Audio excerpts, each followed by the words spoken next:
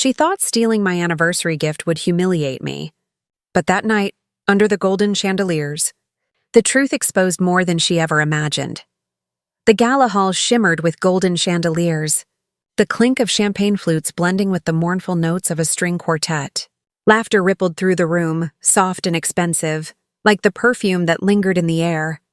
I stood near our private table, my emerald gown catching the light as I adjusted the clasp of my necklace. My heart raced when Adrian Cole, my husband, leaned closer, his hand brushing mine, a touch so familiar it still managed to melt me. His eyes, deep and sharp as glass, softened when he smiled. "To us, Eva," he toasted, voice low and intimate. "Happy anniversary," I smiled back, glowing in the warmth of his gaze. For a moment it felt like the world had melted away. The music, the noise, the restless glitter of high society. Just him and me. Then he asked, almost casually, "Did the earrings dazzle you?" The words landed like ice water. My smile faltered. Earrings? I blinked, scanning the table. The polished silver, the crystal glass, the elegant centerpiece. There were no earrings. Adrian's smile disappeared, replaced by a look I'd only seen once before. Controlled, dangerous, the kind of calm that came before a storm. His gaze shifted toward the nearby table, and I followed it. There they were. My family. My uninvited, meddling family. My mother's glass trembled as she lifted it to her lips. My father's jaw was tight, as if he was forcing composure he didn't feel. And Lena, my cousin, lounged back, her red lips curled into a knowing smirk. Adrian's voice dropped, soft but lethal. "Where are they?" A hush seemed to ripple through our corner of the hall. My pulse quickened. My family's silence wasn't just uncomfortable, it screamed guilt. Lena tilted her head, her diamond earrings catching the light. "Maybe they're still in the mail," she said, feigning innocence. "Packages get lost all the time, you know." My father laughed, brittle and forced. "Adrian, you probably sent them to the wrong address." Adrian didn't even blink. His tone was razor sharp. "I had emerald earrings worth more than your estate delivered here tonight. For my wife." A collective gasp rippled from a nearby table. I felt the color drain from my face. My family's envy had always been a quiet undercurrent, something I'd learned to navigate with grace and excuses. But this wasn't envy anymore. This was theft, Lena smiled, swirling her drink lazily. "Eva's never been one for flashy things," she said with mock sympathy. "Maybe they're better off with someone who'll appreciate them." Her words sliced through me. They weren't just cruel, they were a confession dressed as insult. "Lena," I said, my voice trembling, though I forced it steady. "Did you take them?" Her eyes gleamed like glass. "You're really going to accuse family at a charity gala?" Adrian leaned forward, his presence commanding. The tension between them was thick enough to taste. "If you think you can rob my wife and smirk about it, you're about to learn a hard lesson." For a fleeting moment, Lena's grin faltered. My parents sat frozen, paralyzed by shame or complicity. I couldn't tell which. My cousin's fiancé, Grant, fidgeted beside her, avoiding my gaze. And that silence, that familiar silence, was the last crack in my patience. All my life, I'd been the one who didn't fight back. The one who kept the peace, who forgave, who smiled through betrayal because that's what good daughters and good cousins were supposed to do. But not tonight. I rose to my feet, the rustle of my gown drawing eyes from across the hall. "You didn't just steal from Adrian," I said, my voice steady. "You stole from me, on our anniversary, to tear me down."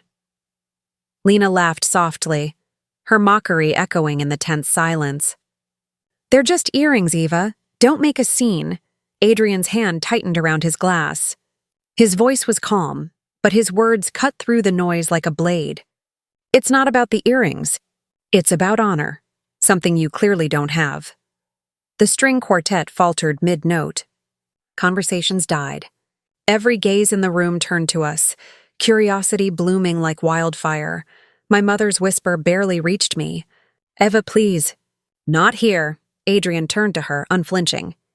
The scene's already here, Mrs. Calloway, and it's far from over. The silence that followed felt alive, pulsing, heavy, electric. Lena leaned forward, her tone venomous. You've always clung to Adrian's wealth, Eva. I just leveled the playing field. That was it. The spark that lit the fuse. I stepped closer, my voice calm but shaking with emotion. You think taking something from me makes you powerful? It doesn't. It just shows what you've always been. Small. Adrian rose beside me, tall, steady, unyielding. You think you can humiliate her and walk away? He said softly. You've crossed a line you can't erase. The silence that followed was suffocating. Lena's mask cracked. Grant reached into his jacket, his hands shaking. He pulled out a small velvet box and slid it across the table. Take it, he muttered. We don't want trouble. The box stopped in front of me. The emerald earrings glittered inside, breathtaking, and tainted.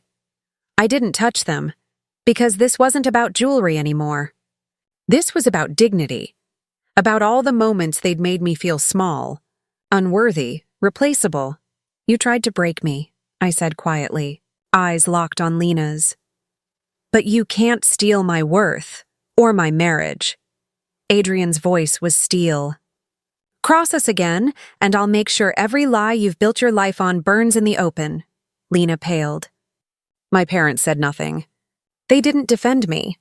They didn't defend her. They just sat there, drowning in the weight of their choices.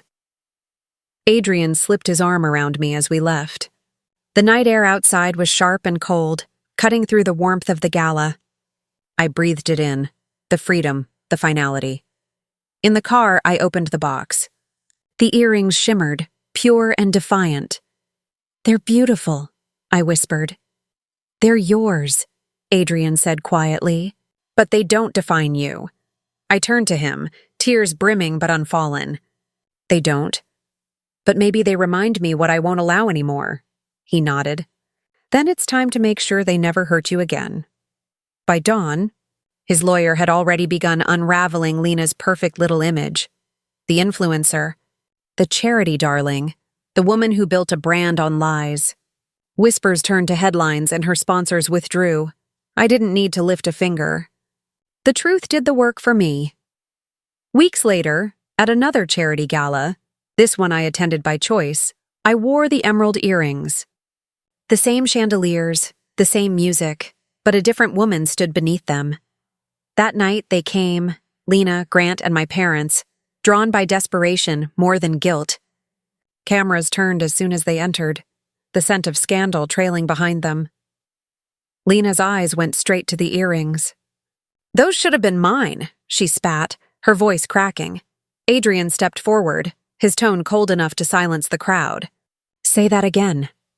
Lena blinked, realizing too late that the cameras were still rolling. I met her gaze. You stole from me, Lena. You tried to destroy me. But tonight everyone sees who you really are. The murmurs spread like wildfire. Phones rose, flashes popped, and in seconds, her image, her mask, her entire facade began to crumble. My parents tried to speak, to apologize, but the words felt hollow. They left and I didn't follow. For once, I didn't feel guilty for walking away. Adrian turned to me, eyes softening. Happy anniversary, Eva. This one's truly yours. The earrings caught the light, no longer symbols of betrayal, but of rebirth. Proof that I'd finally stopped apologizing for shining. Lena's war wasn't over, but neither was mine. And for the first time in my life, I wasn't afraid of the fight. Some betrayals end a chapter. But mine started a whole new story,